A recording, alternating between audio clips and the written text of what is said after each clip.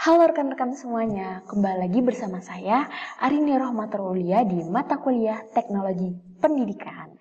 Nah, kali ini kita akan membahas tentang witness, manfaat menakjubkan dari teknologi pendidikan dalam masyarakat.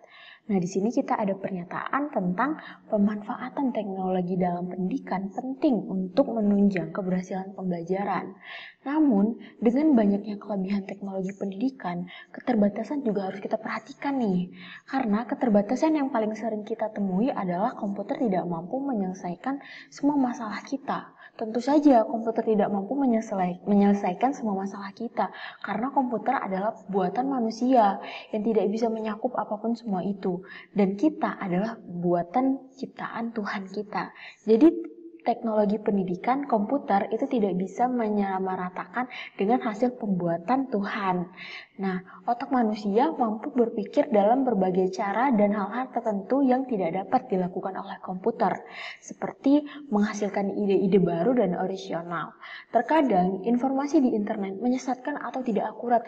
Nah, pasti teman-teman sering nih kan cari-cari atau searching-searching di Google, tapi hasilnya itu tidak akurat.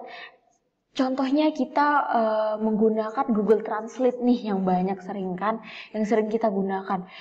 Apa yang kita terjemahkan sama apa pemahaman dari orang yang asli Inggris, orang yang paham dengan bahasa Inggris, itu tuh kadang tidak akurat, bener kan? Kayak kebalik-balik gitu kata-katanya. Dan selain itu terkadang siswa yang mengikuti kursus online terganggu oleh ponsel atau perangkat elektronik lainnya. Tentu ketika mereka seharusnya berkonsentrasi pada pekerjaan atau studinya. Nah, ini juga nih pasti relate banget nih pada masa corona ya kan. Kita pas waktu masa corona itu mungkin kelas 10, kelas 11 lah. Kita sedang belajar online, terus ada pembelajaran online, pasti aku yakin nih pasti teman-teman bukannya mengikuti pembelajarannya, pasti malah tiduran atau melaksanakan kegiatan yang lainnya nih, ya kan? Nah, teman-teman, kita ke pernyataan yang kedua nih. Nah, di era digital, teknologi memberikan pengaruh yang besar terhadap proses pembelajaran. Nah, komputer dapat memberi anak-anak akses terhadap konten atau informasi yang tidak pantas jika langkah-langkah keamanan yang tidak tepat dilakukan. Nah, pemblokiran situs web, filter internet, dan pengawasan ketat dapat membantu mencegah anak-anak terpapar hal-hal tersebut.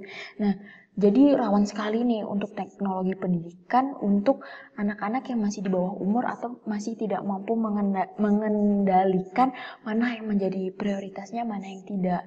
Jadi butuh ekstra pengawasan untuk anak-anak ya, teman-teman.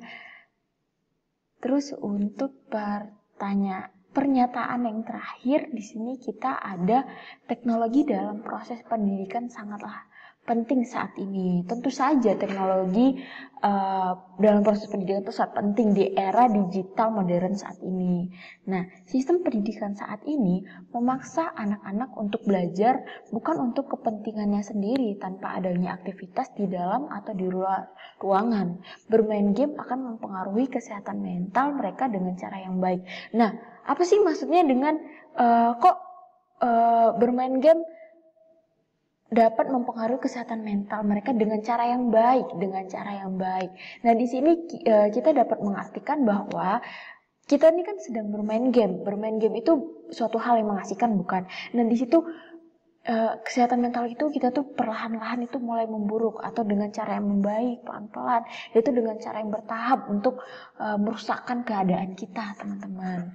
Nah, dari rujukan jurnal ini, pendidikan bukan hanya tentang mendapatkan nilai tinggi dalam ujian dan menjadi yang terbaik di kelas. Ini tentang bagaimana kita akan menerapkan pengetahuan yang kita kumpulkan dalam kehidupan nyata secara efektif. Nah, jadi dari beberapa paragraf ini saya mendapatkan 3 jurnal nih teman-teman dari setiap paragraf. Baik, terima kasih telah menonton video saya. Ketemu lagi di video penjelasan selanjutnya.